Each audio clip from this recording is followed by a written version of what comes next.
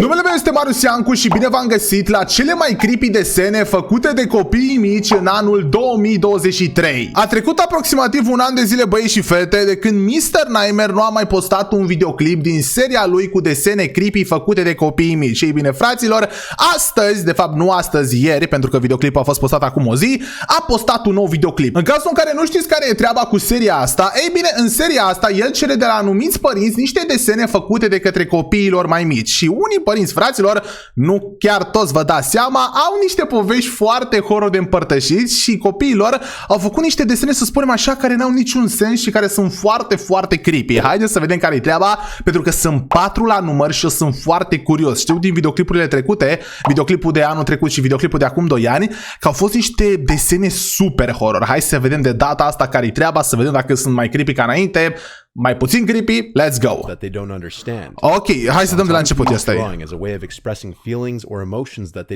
Ok, începe videoclipul prin a spune o chestie super adevărată și spune că copiii folosesc desenul, băi și fete, când sunt așa foarte mici și nu prea știu cum să se exprime, printr-un mod, gen, îl folosesc ca un mod de a se exprima, de a exprima anumite sentimente pe care ei nu știu cum să le exprime prin cuvinte sau ceva de genul.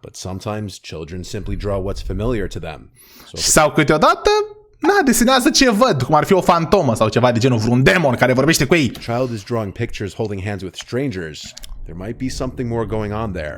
Exact, dacă un copil desenează cum se ține de mână cu un străin, s-ar putea să nu fie doar o emoție pe care nu și-o poate exprima, s-ar putea să fie ceva mult mai horror acolo. Partea 3, v-am spus, let's go, baby. Martin and his wife are the parents of 2 children, a 6-year-old daughter and a 3-year-old son. Ok, deci că ăștia, habar n-am cum îi chema, nici nu contează, au o fiică de 6 ani și un fiu de 3 ani. Mamă, sper că măcar a scris fiica asta, nu fiu de 3 ani. Martin shared with me something disturbing that he and his wife had discovered recently. Their daughter, who I'll refer to as Jess. Fiica sa, pe care, să zicem că o chema Jess, nu o chema Jess. Îi place să deseneze lui fiica sa. Și că și ei, având în vedere că nu prea au chef de fiica sa, vă dați seama, că îi cumpără câte multe creioane, acuarele, chestii de genul ca să deseneze și să o țină ocupată. Ia vedeți, uitați-vă, fraților, aici au dita mai ăsta ghiozdanul prinde creioane, de craiola, de tot ce trebuie. Absolut tot. Jess has piles of drawings in her room and even și că și ea desenează foarte mult și are foarte multe desene la ea în cameră. Most of them are normal, innocent drawings. Majoritatea sunt inocente și normale. Însă într-o zi băiatul ăsta a găsit ceva în camera lui fiica sa, fraților, ceva de care a fost foarte confuz. Oh, ok. Bă, frăților, la prima vedere desenul n-arată chiar atât de creepy, deci asta ce că este Jess. Și asta este, sau asta e Jess, care e Jess? But it didn't look like Martin's wife, who was blonde. It was a brunette woman. Ok, deci asta este Jess, aia din dreapta mai mică, și asta este o femeie mai mare care nu e maică sa, pentru că maică sa e blondă. Martin asked Jess who the woman was. Martin, adică tatăl, a întrebat-o pe Jess cine e femeia. She said it was the woman who would visit her sometimes. Și a spus că este femeia care o vizitează câteodată. Aoleu, Doamne ferește, fraților, mi-e frică să am copii, ești nebun. Gândiți-vă, vă bucurați și voi că ați făcut un copil, men, intrați la el în cameră, vă desenează demoni, ci că ăștia sunt prietenii mei. Ai zburat și tu și prietenii tăi. Ce zic? Poate are un prieten imaginar, da. Ce că și-a întrebat acum o cheamă. Lucia. Asta a fost ceva pentru alarmă, a fost o alarmă pentru Martin, dar de ce? Băi, dacă ar avea un prieten imaginar, poate să-i pună ce nume vrea el. So he went to show his wife the picture and asked his wife if it looked like her sister. At first, his wife said it looks like it could be anybody. But when Martin said her daughter said her name was Lucia, she gave Martin this telling look as if she immediately understood. Oh my god, fraților, fiți atenți, știu ce urmează să zică, S-a dus la nevastă sa și i-a spus dacă asta seamănă cumva cu sora ta și a zis că e ca o femeie normală cu părul negru. Dar o cheamă Lucia. Fiți atenți, fraților, sora sa lui asta a murit. Fiți atenți. Lucia was the name of Martin's wife's deceased sister. Bă, merge mintea, bă, frate, dacă nici eu nu-mi dau seama, cine își mai dă seama, man? Died before either of the couple's children were born. Mamă, deși că... The couple went to the daughter's room and asked Jess who exactly Lucia was. Ok, fraților, deci, mamă, bă, voi vă dați seama, mă, cât de horror e chestia asta, bro. Deci că ea a murit înainte ca ăștia să se nască, adică copiii ăștia nu o cunosc pe Lucia, vă dați seama, aveau 6 ani, probabil nici măcar nu le-au spus că a avut nu știu ce soră care a murit. Deci n-avea de unde să știe. Jess, cum îi zice, părinții s-au dus în cameră la Jess și au început să o întrebe cine e Lucia asta, de unde știi? Jess again said she visits me sometimes. Mă vizitează câteodată. Trying to get more details, the couple asked what time she usually visits. Și că pe la ce oră te vizitează? Și despre ce vorbesc? Something along the lines of she visits at night sometimes when I'm drawing. Și că mă vizitează noaptea când desenez. Bă, frate, să ce să vă spun, mie nu mi se pare o poveste creepy, gen chestia asta. Adică, băi, da, până la urmă e soră să ai, nu contează că e o fantomă, nu-i face nimic până la urmă, nu? Adică știți că copiii mici văd fantome și oameni decedați, adică na. Și că și-a zis să o mai deseneze odată, data viitoare când o vede pe Lucia. Nu-mi spune că n-a mai văzut-o după. Și de data asta cu mai multe detalii. Jess agreed to do so. From now on, Martin and his wife would keep Jess's door ajar just so they could hear if Jess was talking to someone. It wasn't until a few nights later that while in the kitchen... Oh my god, deși că au deschis ușa să vadă dacă o să vorbească cu cineva, fiica lor, și câteva nopți mai târziu, cât timp era în bucătărie, bănuiesc că s-a auzit. Dar mie, frate, nu mi se pare ceva creepy, mi se pare ceva chiar tare. Știi ce zic? Chiar e tare. A auzit-o pe Jess cum vorbea cu cineva. So the two went towards the room quietly to listen to what she was saying. Și s-au dus lângă camera ei și n-au vrut să audă ce spună. There were long gaps in between what Jess was saying.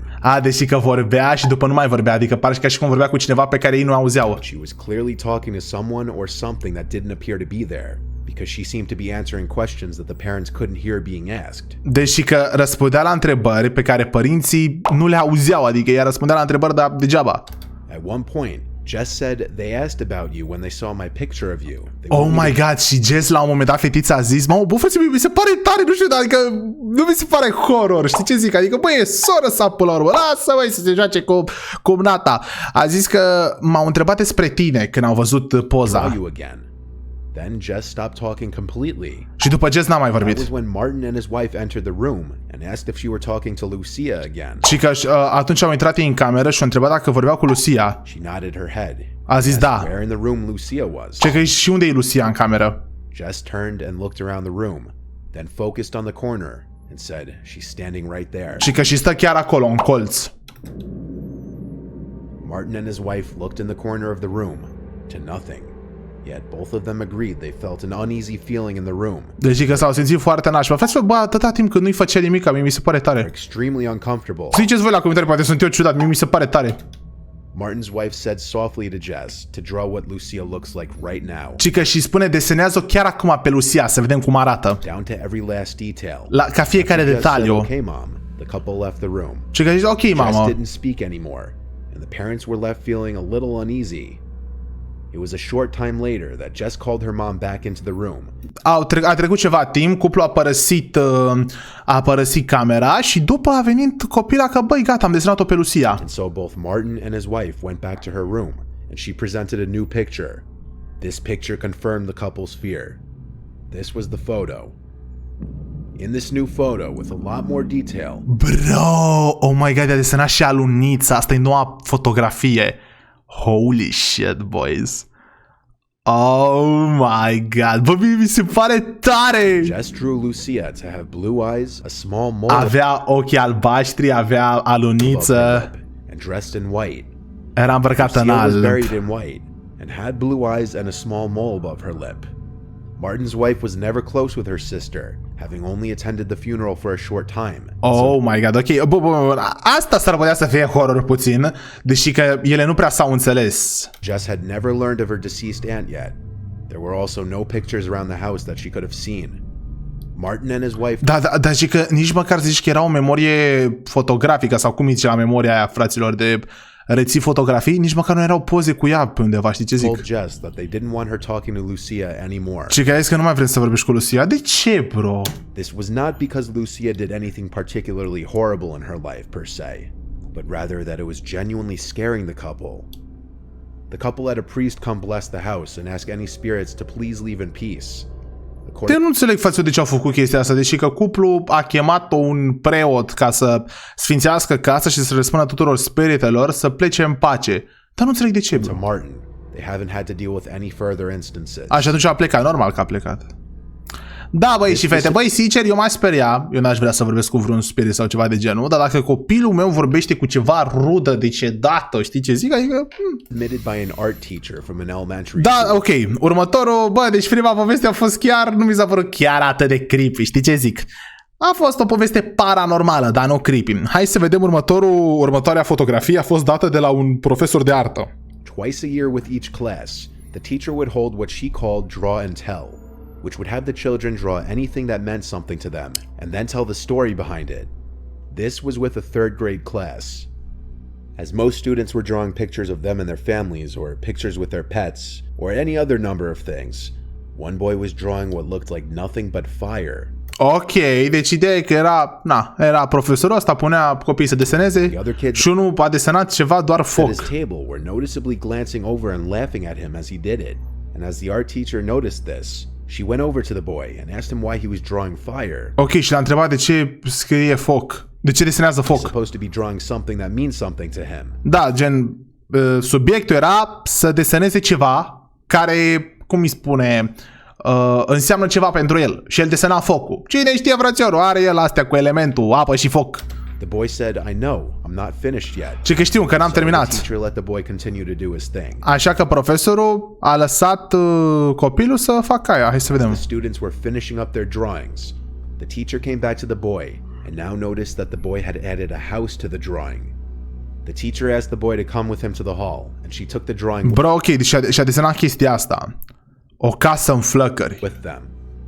When in the hall, the teacher asked the boy why he was drawing a burning house. Și l-a întrebat de ce, mamă, fiți atenți. Deci băieți, deci prima dată am ghicit-o. Dacă o ghicești și a doua oară, o să ziceți toți, vă te uita la video. Nu m-am uitat la video. Mă jur, fiți atenți. El a murit într-o viață anterioară în casa cu foc. As this was completely inappropriate for a draw and tell. The boy replied, no, it's not. This is the house my parents tried to burn down with me in it. Ok, bun. Ok, bun. Nu am ghicit, dar nu mai așteptam la asta. A zis că asta este casa pe care părinții mei au încercat să o demoleze și să-i dea foc cu mine în ea. Bro, what? Părinții tăi au încercat să-și distrugă casa și să te omoare pe tine? Teacher was speechless and didn't know what to say. Profesorul a rămas... She kept the drawing and told him to take his seat, and told him we're not going to do the draw and tell. When they re-entered the classroom, she sat at her desk for a moment, fighting back tears, and eventually announced to the class that everyone would be taking their drawings home with them instead of doing draw and tell. Oh my god, trebuia să zică draw and tell, fraților. Draw and tell este un joc de ăsta în care, mă zic copiii ce au desenat, știi? Și n-au vrut să facă jocul ăsta. Bă, mamă, deci părinții lui erau ciudați rău de tot, fraților. Credeam că e ceva așa mai deep, man. Hai să vedem mai departe. This one comes from another parent who wants Alt to remain părinte anonymous. care vrea să So all rămână names will anonim. be made up. Brad and Jane are the parents of Molly, who was 5 at the time of this happening. Brad și Jane sunt părinții lui Molly. Molly nume de câine, frăților. De ce ți-ai numi copilul Molly? Molly is a quiet and well-behaved girl, according to her father. Molly ce că e foarte de treabă. E foarte liniștită, nicio treabă. Creepier. Brad and Jane's bedroom, Dar lucrul ăsta face povestea și mai creepy. right next door to Molly's. The night the strange events began is when Molly came to her parents' room and said she's scared that something's in her closet. Oh my god, ok. Și fraților, clasica poveste horror. Într-o noapte, amica a venit la ei în dormitor și a spus, mami, tati, e cineva la mine în dulap. Brad walked her back to her room Brad s-a and dus showed her the acolo. inside of her closet to assure her that no monsters were in there. A deschis dulapul și a zis că uite, nu e niciun monstru aici. Bă, fraților, eu la câte filme horror de-astea am văzut, da? În care era chestia asta, mami, tati, e cineva la mine în dulap. Se ducea părintele, deschidea, nu era nimica și după era monstru sub pas sau ceva de genul. Eu mă gândesc că o să am eu un copil, bro, și o să-mi zică că e ceva în dulap. Bă, o să mă cac pe mine de frică mai rău decât se cac el pe el de frică. Pe bune, ești nebun? Că știu că dacă nu e acolo, e sub pat, e undeva ascuns, apare iară, știi ce zic? The next night, Molly returned to her parents' room. A doua saying noapte there's a aceeași monster inside poveste. her closet again. Aceeași This poveste a doua time, noapte. Brad and Jane let Molly sleep with them, And then the following day, Molly drew a picture of the alleged monster she was seeing. Ok, ci că în noaptea aia, asta Molly micuța nu era deloc liniștită, așa că Brad și Jane, părinții, au lăsat-o să doarmă cu ei. Și după a doua zi, i-a desenat un desen despre monstrul pe care l-a văzut în dulap. And showed it to her parents. Și a arătat părinților lui. Oh my God. Brad stated the picture admittedly creeped him out. Mamă, ok. Ok, și pe mine m-a creeped out. Till this point, this all just seems like normal child stuff. Until one of the next nights, when Brad and Jane woke up to Molly crying and screaming. They ran to her room to see what was wrong. Bro, ok. Mamă, frate, deci mi-e frică de continuarea poveștii. Deci eu zis că na, până acum ai zice că băi, chiar dacă este creepy, este doar imaginația unui copil. Însă a doua noapte, în miezul nopții, Brad și Jane s-au trezit și auzeau pe Molly în camera ei cu plângea și țipa, așa că s-au dus să vadă care-i treaba. And she said, I'm bleeding. Și a zis că sângerez. Had her shirt lifted up. On her back were what looked like 2 scratch marks. Molly claimed it was the monster. Brad tore the bedroom and the whole house upside down looking for anybody that could have done it. Oh my God. Oh my God. Fraților, avea 2 zgrieturi pe spate. Brad instant s-a panicat, vă dați seama, tatăl s-a panicat maxim, a început să se uite prin toată camera să vadă care-i treaba, însă n-a găsit nimica. Molly a zis că monstru a făcut-o. Na, ar fi putut să facă și ea, dar ce-i nebuna mică? But as time went on, and the couple had time to think about it, the chain of events seemed too crazy to just be coincidental. Da, deci, fraților, cronologia eventurilor, gen cronologia lucrurilor care s-au întâmplat, e prea ciudată ca să fie o chestie așa din accident. Știi ce zic? While the couple had Molly ease back into sleeping alone, Molly never changed her story that the monster was the one to scratch her back. Deci că nu s-a mai întâmplat nimica de atunci, însă Molly a mai crescut și nu și-a schimbat povestea. E aceeași poveste, monstru a zgriat-o pe spate. To make her feel better about sleeping alone, they moved Molly's furniture to the spare bedroom and made that one her new room. Molly came to her parents' room a couple other times in the middle of the night, but both times, when asked if she saw the monster again, she said, "No, I'm just scared." Ok, deci că Molly a mai venit în alte nopți la ei și i-au întrebat, ai văzut din nou monstru? Și a zis, nu l-am văzut, dar doar sunt speriată. No bodily harm was done to her in her sleep again. Bro, oh my God, asta chiar e ciudat. This following picture. Ok, și asta este ultima, hai să vedem dacă este cea mai creepy, ultima fotografie, ultimul desen, Picture and story was submitted by care arată foarte normal, arată daddy, me, sis și mama. Deci bănesc că e făcută de un frățior. Asta e sora sa, asta e taică-sa, asta e maică-sa, asta e Mae, care bănesc că e câinele. Giovanna, who had found this picture on her desk in her room because she allows her 7-year-old brother to use her desk to draw on. Ah, ok, deci că este această poză a fost trimisă de către o fată pe nume Giovanna, care a găsit desenul ăsta la ea pe birou pentru că ea, îl lasă pe copilul ăsta, frate de 7 ani, să deseneze la ea pe birou. She found it strange from the beginning that her brother would leave this on the desk in the first place, because normally he would take all of his drawings with him. Ok, s-a părut ciudat că el a lăsat chestia asta aici, pentru că general le ia pe toate la el în cameră. Poate a uitat, sora mea, nu-i mare chestie. Room and hide them. But since he left this one, she felt like he wanted for her to see it. Și că s-a gândit că poate vrea să-l văd, vrea să văd desenul. Upon taking a look at it, it looked like an innocent enough family drawing done by a Așa, fraților, arată ca un desen inocent, nu? 7-year-old. But then tucked away in the corner is a black figure labeled the Taking Man. Giovanna left this on her desk Oh, shit, n-am văzut toată poza. for a couple of days. Oh, shit, acolo, fraților, uitați-vă. E parcă un om care se dă pe leagăn și se numește Mr. Taking Man, adică omul care ia. Before she noticed the man in the corner after looking at the drawing again. The man is on a swing, but the family doesn't have a swing set. Bro, deși că familia nu are niciun leagăn pe la casa lor.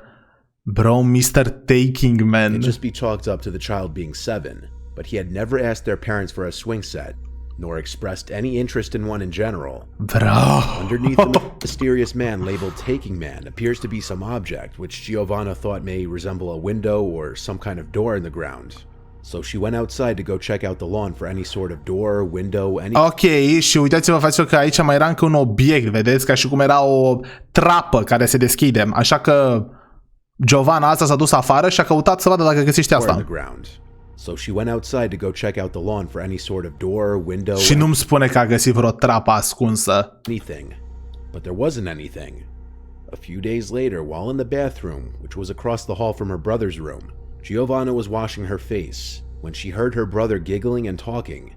This could have Oh my just been him god. playing with his toys by himself. Oh my god, fraților, ok. Deci știi că Giovanna asta câteva zile mai târziu era la baie și spăla pe față și l-a auzit pe frate-su cum râdea și se juca. Putea să fie și el doar cu jucăriile lui, dar nu a fost asta. Hai să vedem ce a fost. But still, after finishing up her skincare routine and rinsing off her face, Giovanna went to go check on her brother. His door was cracked open a bit, so she looked in. Ok, deci și că ușa lui era puțin deschisă. Saw him on the ground talking to something under his bed. Și că și-a văzut cum vorbește cu cineva din patul lui. She quickly opened the door, and her brother got up and sat on his bed and turned his head to the TV. Bro! Și când a intrat în cameră, cum îi spune, frate-su s-a ridicat de acolo, gen el stătea pe jos și vorbea cu persoana de sub pat, s-a pus pe pat și s-a uitat la televizor. Upon asking him who he was talking to, Și l-a întrebat cu cine vorbește. he said he wasn't talking to anyone, A zis că nu vorbea cu nimeni. under the assumption he was just playing around. Giovanna went to sleep. The next morning, her brother woke up holding an empty glass, asking if she could fill it with chocolate milk. And so Giovanna went downstairs to fill his glass and come back up with a couple snacks for herself. Ok, fraților, ci că, na, după nu s-a mai întâmplat nimic, însă a doua dimineață a venit micuțul ăsta la ea în cameră cu un pahar gol și a zis dacă poate să-l umple cu ciocolată cu lapte. Giovanna s-a dus la umplut, a luat și niște snack-uri pentru ea și s-a dus înapoi sus. She went into her brother's room to oddly enough see him fast asleep. She woke him up and handed him the glass, and he insisted that he didn't ask for it. She knew he did though, so she didn't argue with him and left the glass next to his bed. Bro, ia stai puțin. Ia stai puțin, fraților. Deci ea s-a dus. Băi, da, asta nu e chiar atât de creepy pentru că și eu am mai făcut chestiile astea, băi și fete. Deci că ea, na, a venit frate-su dimineața la ea. Ea s-a dus în cameră, frate-su a dormit iară și a zis, uite paharul pe care mi l-ai cerut. Și a zis că eu nu ți-am cerut nimica. Dar știa că l-a cerut, că l-a văzut. Știi ce zic? Dar na, poate se mai întâmplă și chestii de-astea, fraților. Și eu câteodată răspund la telefon când mă sună cineva când dorm și vorbesc cu persoana respectivă și după am uitat că am vorbit cu ea, ce zic? Și zice, bă, am vorbit cu tine. Nu, n-ai vorbit cu mine, n-are cum să fi vorbit cu mine. Dar na, e o chestie mai ciudată să... Nu știu, să ai un pahar cu apă, un pahar At gol. night around 4 a.m., Giovanna woke up to hear her brother talking again. Mamă, și ci că noaptea aia pe la ora 4 dimineața, deci nu era chiar de dimineață, că era 3 dimineața, am zis eu prost dimineață, pe la ora 4 dimineața Giovanna iară s-a trezit și l-a auzit pe frate-su cum vorbea cu cineva. So she went across the hall to her brother's room and peeked her head inside. And the last thing she remembers is hearing her brother talking to someone and seeing a black shadow in the room. Bro! A văzut o umbră neagră în cameră și frate-su vorbea cu cineva. The next thing she remembers is waking up in her bed the next morning.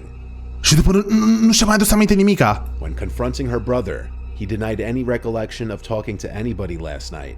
Bro, și după când s-a dus la frate-su și l-a întrebat despre ce-i vorba, ăla a negat totul. When Giovanna decided to tell her parents about the drawing and what she thought she witnessed the night before, they had a talk with him, and he told them that the person in the picture is the taking man, and he takes things and brings them back. I really trust him, he's my best friend. He also gives me red berries, I think they're called cranberries. Now he won't come back. Bro, deci că Giovanna s-a dus la părinți, le-a spus care-i treaba și a zis că omul din desen și omul cu care mă întâlnesc este The Taking Man, care ia lucruri și după le aduce înapoi. Am foarte mare încredere în el, este cel mai bun prieten al meu și îmi dă foarte multe red berries. I think they are called cranberries, îi dă mure. Now he won't come back. Giovanna doesn't know if what she saw in her brother's room was a dream or not. Bro, ea nu știe dacă a fost un vis sau She nu. remembers it vividly. Dar și că și amintește prea clar. Says it didn't feel like a dream. And yet, if it weren't a dream, she has no recollection of what happened after she saw that shadow in her brother's room. Frate, nu înțelege care-i Her brother treaba. hasn't spoken of the taking man since. Și că și n-am mai vorbit cu frate despre acest Taking Man. Mamă, băi, și fete, scrieți la comentarii, uite, asta a fost partea a doua, dacă vă aduceți aminte. Scrieți la comentarii care vi s-a părut cea mai horror. Mie, sincer să vă spun, cea mai horror mi s-a părut asta. Asta mi s-a părut de departe cea mai horror.